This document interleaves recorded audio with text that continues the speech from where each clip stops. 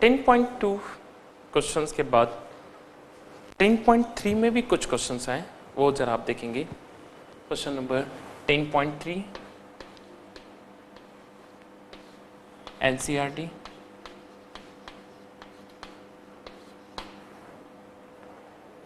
Ten point three में जो question हमें दिया है वो मैं पहले कुछ क्वेश्चन लिख रहा हूं। जैसे क्वेश्चन नंबर 3, 1 क्लोरो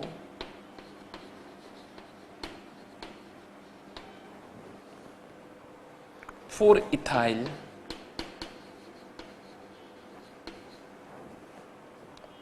साइक्लोहेक्सेन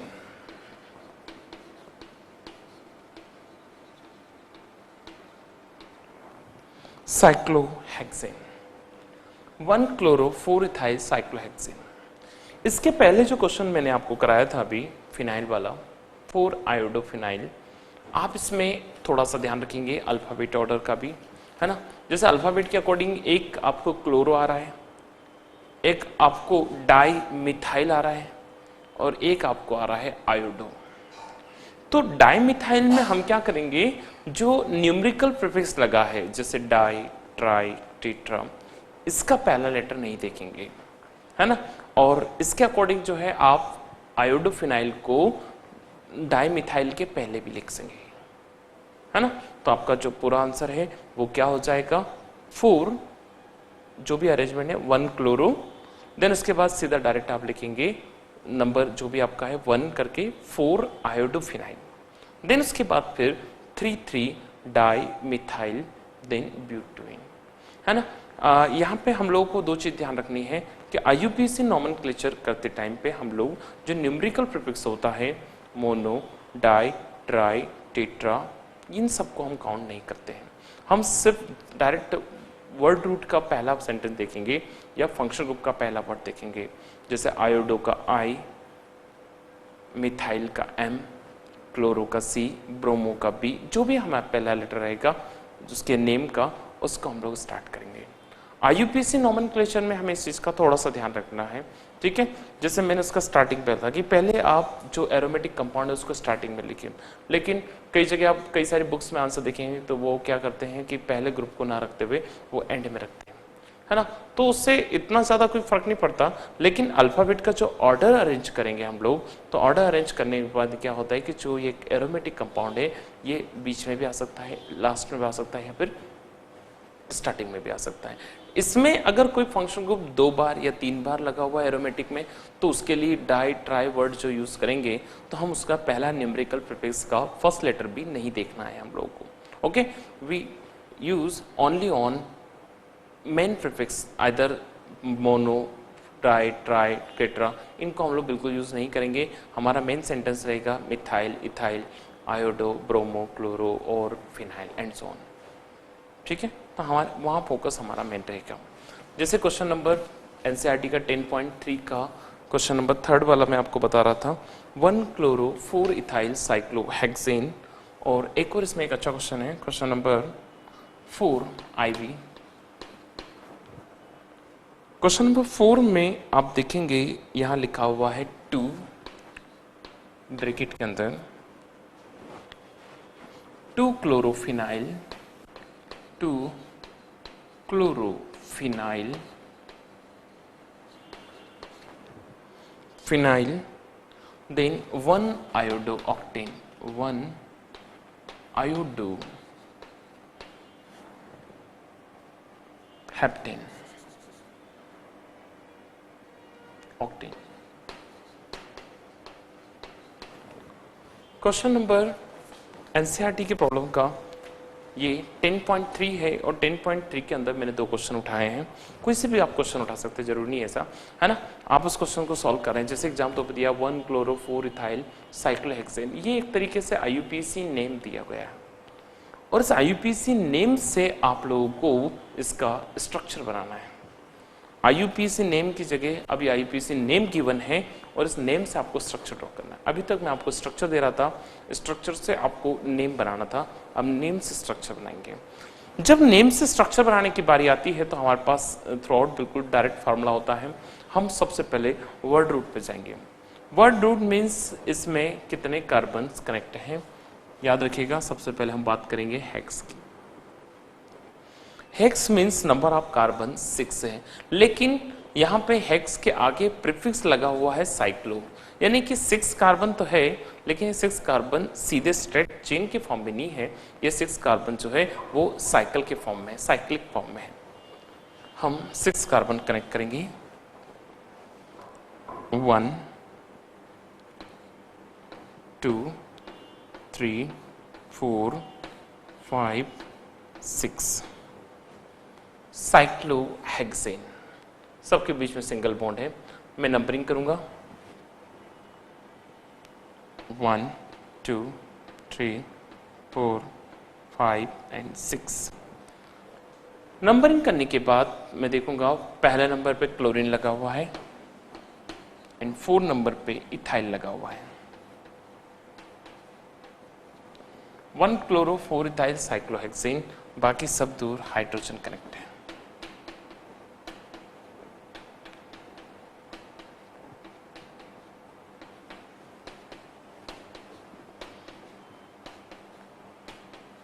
कुछ इस टाइप से।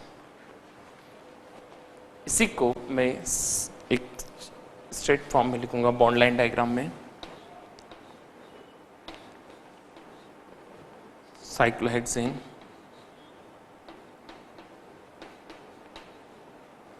ये मेरा आंसर हो गया। 1 chloro 4 ethyl cyclohexane, 1 chloro 4 ethyl cyclohexane answer. Word root पे जाएंगे डायरेक्ट, वर्ड रूट को देखेंगे, वर्ड रूट के आगे पीछे सफिक्स प्रीफिक्स देखेंगे, कहीं साइक्लो तो नहीं है। साइक्लो है तो साइक्लिक फॉर्म में आंसर आ जाएगा। Now question number 4, word root octane. Octane means number of carbon 8, 1 2 3 4 5 6 7 8 1 2 3 4 5 6 7 8, number of carbon 8 octane. Numbering आप कहीं से भी स्टार्ट कर सकते हैं। सपोज मैंने नंबरिंग यहाँ से किया 1 2 3 4 5 6 7 8। नंबर 1 पे आयोडो है और नंबर 2 पे एक फिनाइल कंपाउंड है।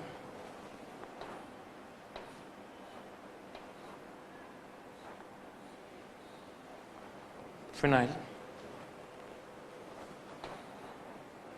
फिनाइल के साथ सेकंड नंबर पे क्लोरो लगा हुआ है। 1 2 सेकंड पे क्लोरो। आपका स्ट्रक्चर कुछ इस टाइप का रहेगा। आंसर्स इसको आप अभी बैलेंस करेंगे हाइड्रोजन से। CH2 CH H2 S2 S2 S2, balance ही कंप्लीट कर रहा हूँ कार्बन का। CH3, ये हमारा आंसर है। मतलब CH2 सिंगल बॉन्ड CH, यहाँ पे फिनाइल ग्रुप लगा हुआ है और फिनाइल के साथ सेकंड नंबर पे क्लोरीन लगा हुआ है। Then CH2 CH2 CH2 CH2 1 2 3 4 5 6 7 8 and CH3। सबसे आखिरी में इस CH2 के साथ आयोडीन लगा हुआ है। नंबरिंग मैंने यहीं से स्टार्ट किया है 1 2 3 4 5 6 7 एंड 8।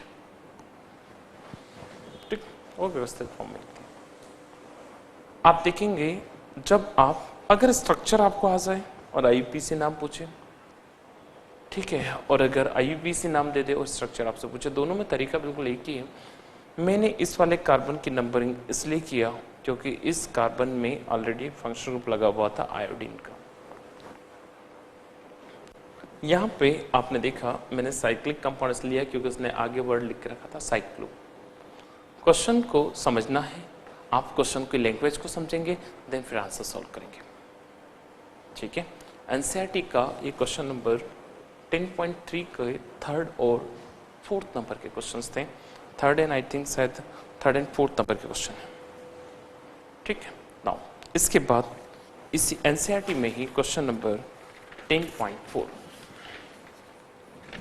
क्वेश्चन नंबर 10.4 में हमारे पास एक छोटा सा क्वेश्चन है, which one of the following, मैं यही लिख देता हूं इसको आपको। क्वेश्चन नंबर 10.4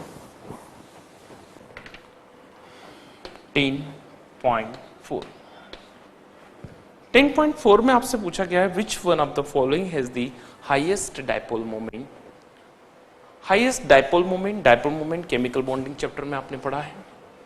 डायपोल मोमेंट किसका सबसे ज्यादा है? 3 एग्जांपल दिए हैं। Number 1 CH2Cl2, number 2 CHCl3 and number 3 CCl4।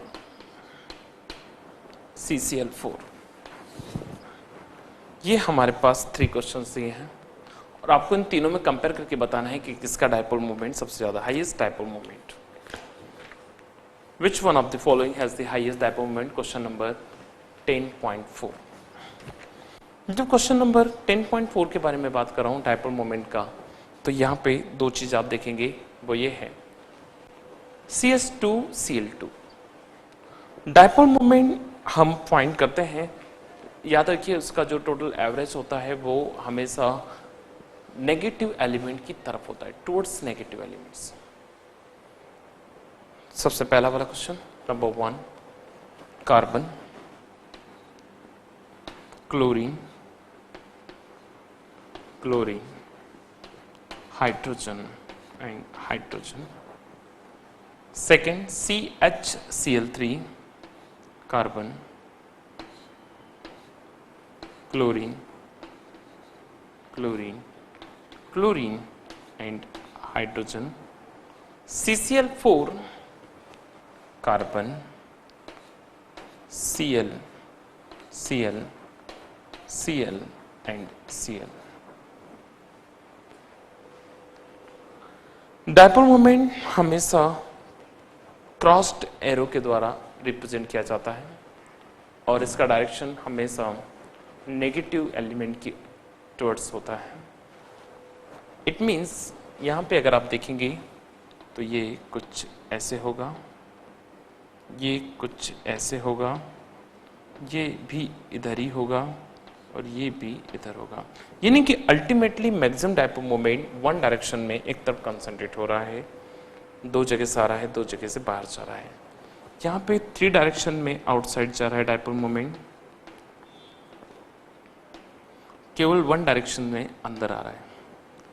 यानी सेंटर एलिमेंट के ऊपर जो डायपोल मोमेंट है यहाँ थोड़ा ज़्यादा है, यहाँ थोड़ा सा कम है। लास्ट में देखेंगे तो आप चारों में डायपोल मोमेंट 2 इधर चला गया, 2 में डायपोल मोमेंट इस साइड क्रॉस हो गया। इट मीन्स यहाँ पे क्वेश्चन नंबर 3 में देख रहे हैं आप लोग, यहाँ total dipole moment mu equals to 0 आ रहा है।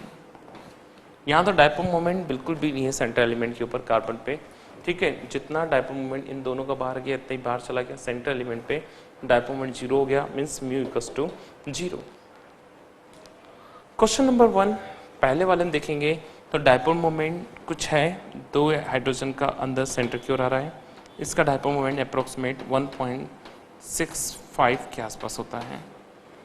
इसका dipole moment mu equals to 1.10 के आसपास आता है और इसका डायपोल मोमेंट 0 है। डायपोल मोमेंट को म्यू के द्वारा रिप्रेजेंट करते हैं हम लोग। इट मीन्स डायपोल मोमेंट सबसे ज़्यादा पहले वाले का है, इससे कम सेकेंड वाले का है और सबसे कम जो है वो थर्ड वाले का है।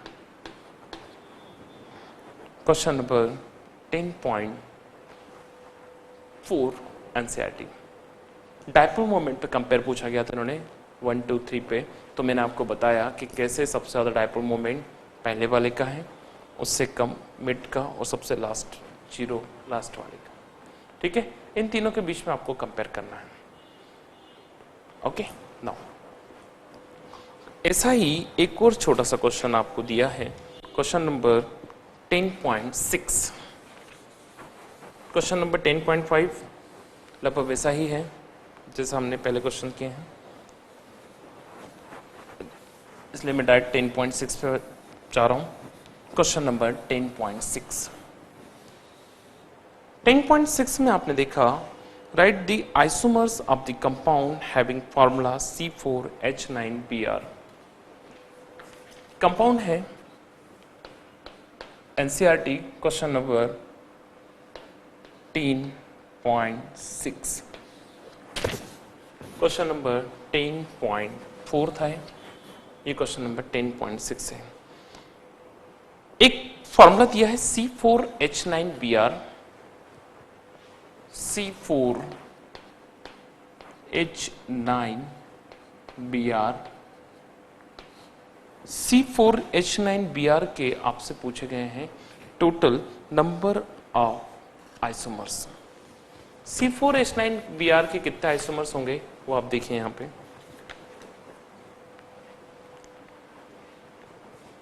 Number 1 carbon 1 2 3 4, C4H9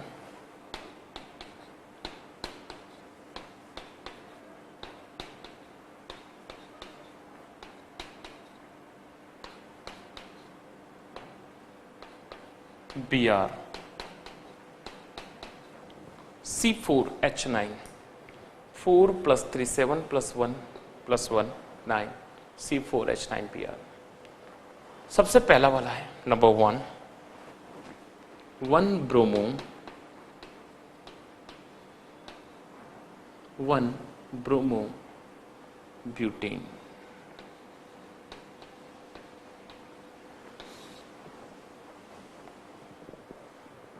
number 2 bromine का पोजीशन आप चेंज करेंगे, 1 से सेकंड पे रखेंगे तो एक ऐसा स्ट्रक्चर बनेगा, ये पहला वाला था।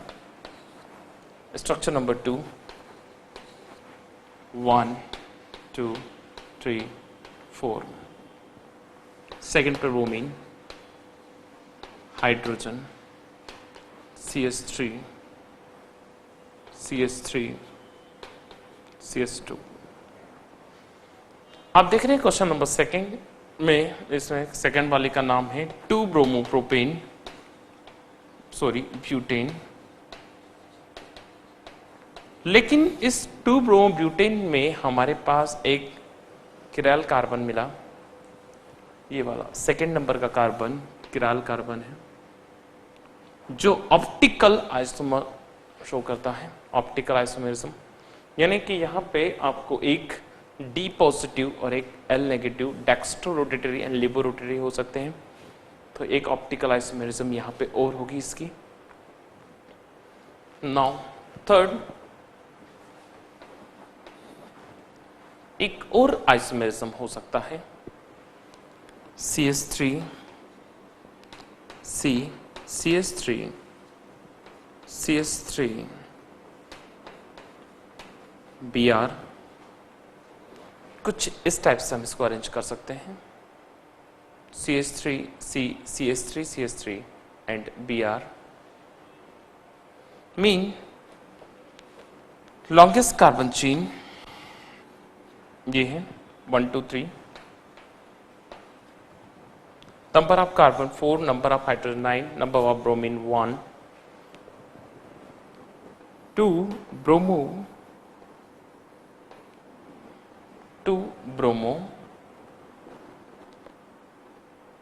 2 methyl and propane, 2 bromo 2 methyl propane. ये भी इसका एक आंसर है। थर्ड, ये भी का आइसोमर है। फोर्थ, जैसा मैंने आपको बताया, ऑप्टिकल आइसोमेरिज्म के कारण हम इसको चेंज कर सकते हैं।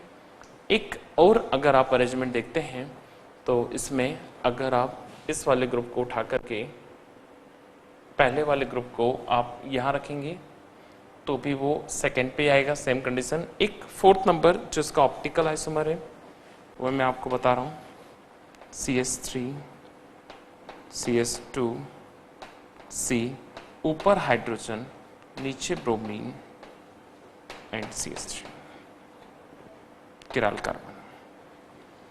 सेकेंड एंड फोर्थ एक दूसरे के ऑप्टिकल आइसोमर्स हैं, D positive L negative, and बाकी दो एक सिंगल पोजीशन आइसोमेरिज्म है जो आपको दिए हैं, ब्रोमीन का पोजीशन चेंज हो रहा है।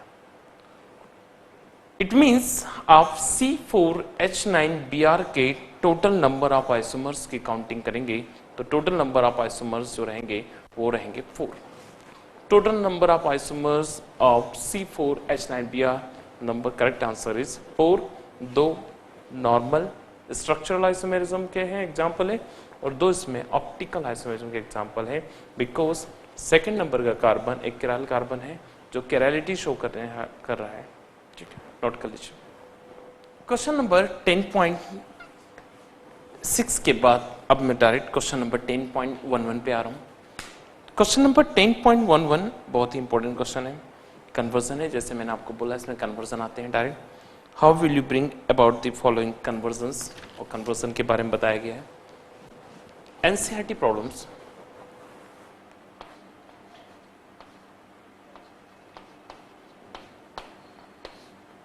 Question number 10.11 convergence.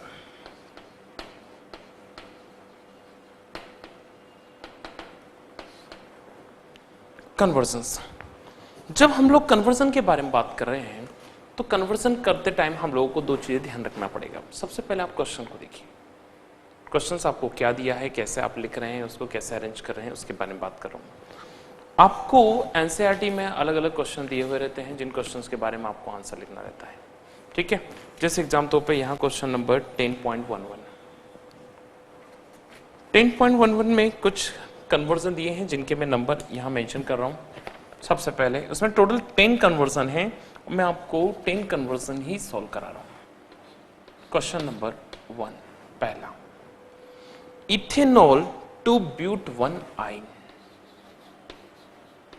Ethanol to ब्यूट 1 आइन, but 1 yne, conversion number 1। Conversion number 2,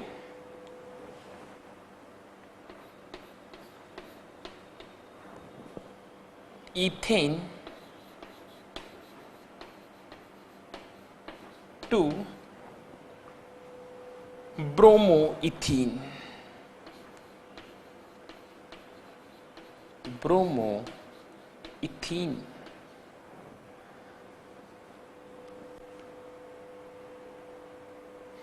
third propene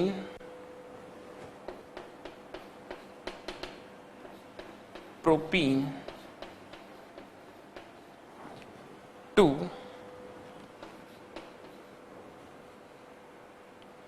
1 nitro propene, propene to 1 nitro propene. Fourth,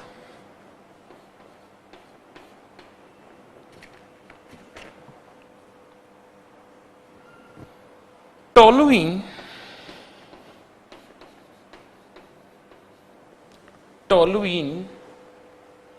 to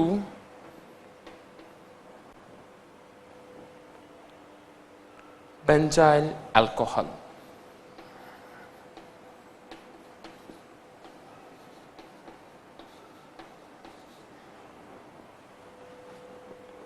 fifth,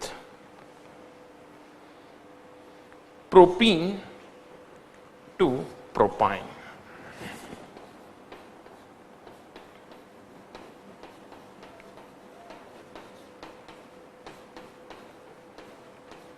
propyne. ये 5 कन्वर्जन मैंने अभी आपको दिए। आप इन 5 कन्वर्जन को देख रहे हैं। सबसे पहला इथेनॉल टू ब्यूट 1 आइन, second ethane to bromoethene. Third, propene to 1 nitropropane. Fourth, toluene to benzyl alcohol. And fourth is propene to propine. आप सभी कन्वर्जन में देख रहे हैं कि यहाँ पे या तो फंक्शनल ग्रुप के बारे में बात कर रहा है, ठीक है, या फिर वो आपसे लेस कार्बन से मोर कार्बन की ओर जा रहा है, और single bond to double bond, double bond to single bond, functional group अलग अलग आ रहे हैं, double bond to triple bond. It means different type का अरेंजमेंट यहाँ पे है. आप इनको देखेंगे और आप आंसर करते जाएंगे. सबसे पहले आप एक एक कन्वर्जन को करना स्टार्ट करें. जैसे टोटल 10 कन्वर्जन है, अभी मैं पहले 5 कन्वर्जन करा रहा हूँ. इथेनॉल टू ब्यूट 1 आइन, इथेन टू ब्रोमोइथेन, ठीक है, propene to 1 nitropropane, and toluene to 1 benzyl alcohol, and propene to 1 propyne. Depend ये करता है कि हम लोग ग्रुप कैसे लिखते हैं, ठीक है. नाउ सबसे पहले क्वेश्चन नंबर 1, पहला वाला.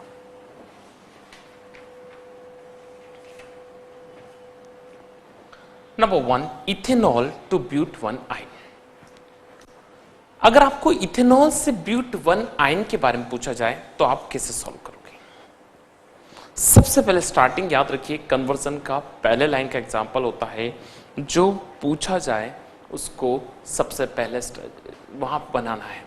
जो दिया हुआ हो उसी से स्टार्ट करिएगा आप लोग. यहां पे गिवन है आपके पास इथेनॉल.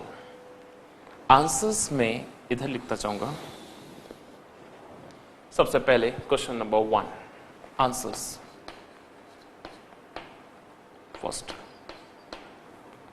स्टार्ट कर रहा हूं मैं इथेनॉल से.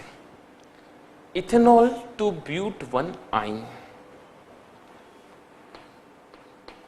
CH3 CH2OH, CH3 CH2OH, ethyl alcohol. Ethyl alcohol react with thionyl chloride SOCl2 से रिएक्शन करा दूंगा मैं. जैसे ही इस इथाइल अल्कोहल का रिएक्शन मैं थायोनिल क्लोराइड से कराता हूं SOCl2 के साथ, तो यहां पे क्या होगा? सबसे पहले ऑक्सीजन के साथ सल्फर ऑक्साइड चला जाएगा और आंसर आ जाएगा आपका CH3 CH2Cl plus sulphur dioxide plus HCl. CH3 CH2Cl ethyl chloride. इस इथाइल क्लोराइड को मैंने फिर से लिया और अब इसका रिएक्शन में कराऊंगा CH triple bond CNA. Acetylene के साथ सोडियम कंटेन है, sodium ethyne. NaCH triple bond C bond Na के साथ आपने रिएक्शन किया, तो सबसे पहले क्या होगा? CH3 CH2Cl, NaCl बाहर हो जाएगा यहां पे, और आपको जो आंसर है वो आंसर मिलेगा CH3 CH2. देन इस साइड से बॉन्ड फ्री हुआ है, इसलिए C triple bond CH plus NaCl. It means reaction start हुई आपकी इथेनॉल से. वेरी इंपॉर्टेंट कन्वर्जन है. इथेनॉल का रिएक्शन आपने थायोनिल क्लोराइड के साथ कराया SOCl2 से, तो इथाइल क्लोराइड बना CH3 CH2Cl, सल्फर डाइऑक्साइड और HCl. इथाइल क्लोराइड का reaction CH triple bond C Na के साथ आपने किया, तो यहां पे आपको, क्योंकि हमें 1 ब्यूटाइन चाहिए था, आंसर इज ब्यूट 1 आइन. Number 1, number 2, number 3, number 4 carbon, साथ में NaCl is ब्यूट 1 yne. Conversion number 1, पहला कन्वर्जन. सबसे पहले कन्वर्जन में हमें यही चीज देखना है कि हम रिएक्शन किसके साथ कराएं, और आपका आंसर आ जाएगा. कन्वर्जन नंबर 2, इथेन से हमें ब्रोमो इथेन बनाना है। इथेन से ब्रोमो इथेन बनाना बहुत सरल है, आसानी से आप सॉल्व कर सकते हैं। और जब आप इसको बॉन्ड बनाएंगे तो देखेंगे आप लोग, इथेन टू ब्रोमो इथेन नहीं है, इथेन ही है, ब्रोमो इथेन।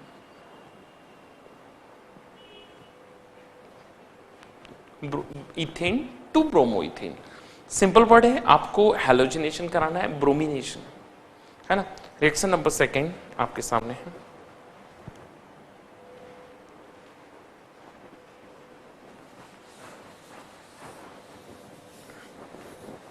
सेकेंड नंबर का reaction, question number second, ethane to bromo ethane.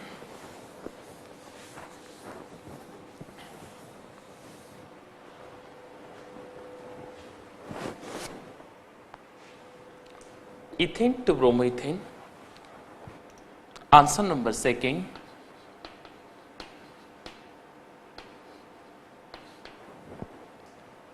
Second से रोमन लेटर का सेकेंड,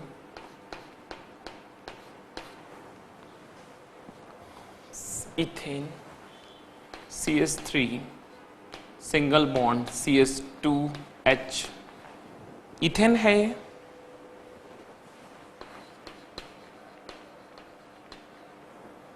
इस इथेन का रिएक्शन में ब्रोमीन के साथ करूंगा। Ethane react with bromine in presence of sunlight और अल्ट्रावायलेट रेडिएशंस। H के साथ Br फ्री हो जाएगा और आपको आंसर मिलेगा CH3 CH2 Br plus HBr। CH3 CH2 Br plus HBr,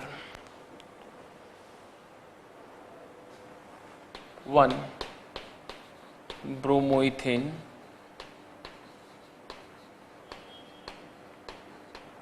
1 bromoethane, CH3 CH2 Br plus HBr, 1 bromoethane.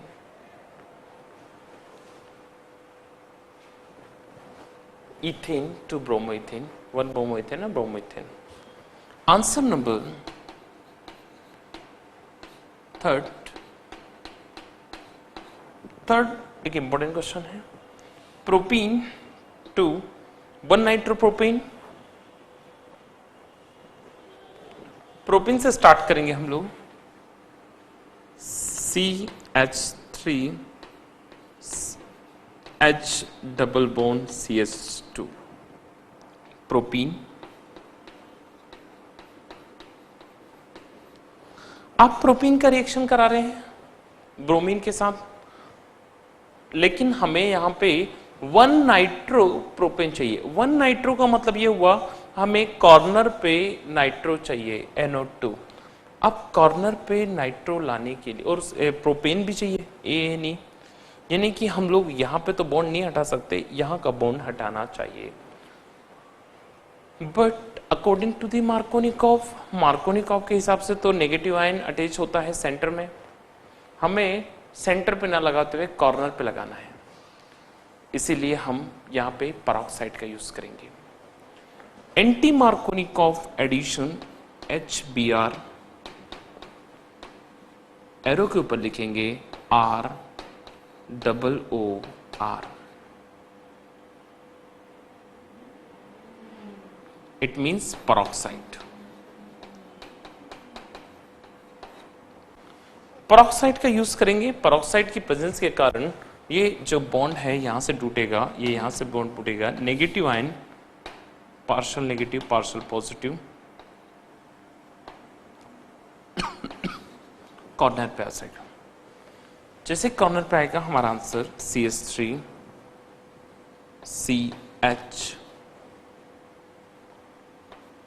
CH2 Br, 1 bromo propane हो जाएगा। बट रिक्वायर्ड 1 नाइट्रोप्रोपेन, 1 ब्रोमोप्रोपेन का रिएक्शन हम आगे AgNO2 सिल्वर नाइट्राइट के साथ कराएंगे। जैसे ही हम इसका रिएक्शन AgNO2 के साथ करेंगे, ब्रोमीन एंड सिल्वर दोनों फ्री हो जाएंगे, AgBr फ्री हो जाएगा और हमारे पास आंसर रहेगा CH3 CH2 CH2 NO2 CH3 CH2 CH2 NO2 plus AgBr।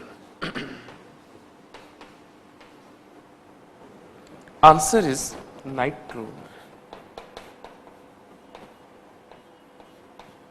nitropropane।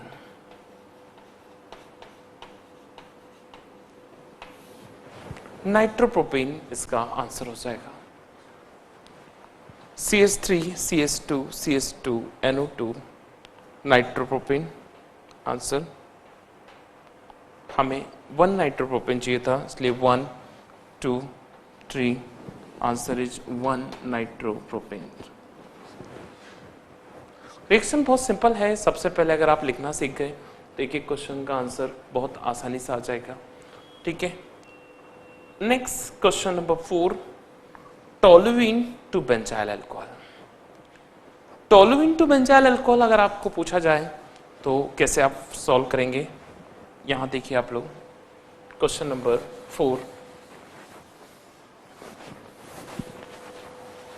Toluene to benzyl alcohol. Answer 4, toluene to benzyl alcohol.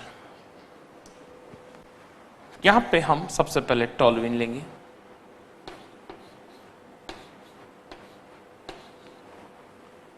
Benzene पे CH3। इसका रिएक्शन हम पहले क्लोरीन से करेंगे, लेकिन वो हाई टेम्परेचर पर बॉयल करेंगे हम उसको। रिएक्शन विथ क्लोरीन, और इसको यहां एरो के ऊपर लिखेंगे बॉयल। हाई टेम्परेचर पर रिएक्शन कराने के कारण ये हाइड्रोजन Cl के साथ जाएगा और आपको मिलेगा बेंजॉइल क्लोराइड।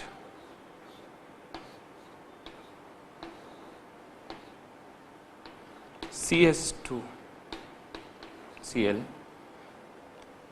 अब इस बेंजाइल क्लोराइड का रिएक्शन आप सोडियम हाइड्रोक्साइड से करेंगे, NaOH से, हाई टेम्परेचर पे। Cl चला जाएगा Na के साथ, NaCl फ्री हो जाएगा और आपको आंसर कुछ ऐसा मिलेगा।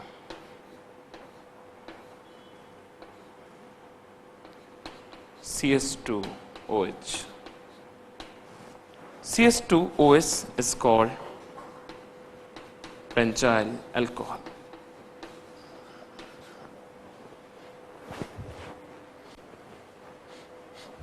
हमको यही कन्वर्जन चाहिए था जो आपको दिया है। स्टार्टिंग टोलुइन से की मैंने, टोलुइन लिया बेंजीन पे CH3। इसका रिएक्शन हम क्लोरीन के साथ करेंगे, Cl सिंगल बॉन्ड Cl। तो हमें सबसे पहले तो और बॉइलिंग करेंगे। यहाँ पे आप रिएक्शन हेलोजिनेशन नहीं करा रहे, है ना, क्लोरीन को बॉयल कर रहे हैं, तो जिसके कारण यहाँ से ऑर्थो मेटा पैरा पोजिशन से हाइड्रोजन हटते हुए टोलुइन के अल्काइल ग्रुप से हाइड्रोजन हटा H। देन हाई टेम्परेचर पे आप रिएक्शन करने से आपको पहले बना बेंजॉइल क्लोराइड, फिर बेंजॉइल क्लोराइड का रिएक्शन आपने सोडियम हाइड्रोक्साइड से किया NaOH से, तो आपको सिंपल सा एक कॉन्सेप्ट बना प्रोपेनॉल, या sorry benzoyl alcohol, BNZYL benzoyl alcohol, है ना, NaCl फ्री हो गया। यहाँ पे आप सबसे पहले लिखेंगे -HCl और यहाँ लिखेंगे आप लोग -NaCl। एक एक ग्रुप को आप समझिए, ग्रुप के बारे में समझना बहुत जरूरी है। कहाँ रिमूव हो रहा है हाइड्रोजन वो आपको समझना है, कहाँ हाइड्रोजन, कौन से वाले हाइड्रोजन ऑर्थो पैरा का नहीं हटाना है वो आपको ध्यान रखना है।